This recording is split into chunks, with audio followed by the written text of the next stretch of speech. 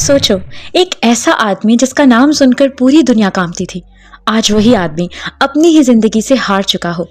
एक ऐसा किंग जिसके पास सब कुछ था, पावर, पैसा, एम्पायर, लेकिन आखिर में उसके पास सिर्फ दर्द रह गया।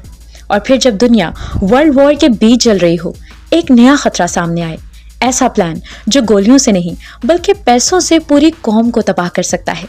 लेकिन इस बार कहानी सिर्फ जंग की नहीं है, ये कहानी है एक बाप और बेटे की, लेगेसी वर्सेस डिस्ट्रक्शन की, और एक ऐसे इंसान की जो अपने माजी से भाग नहीं पाया। ये है Peaky blinders, the immortal man, जहां हर फैसला किसी की जिंदगी या मौत का फैसला करेगा।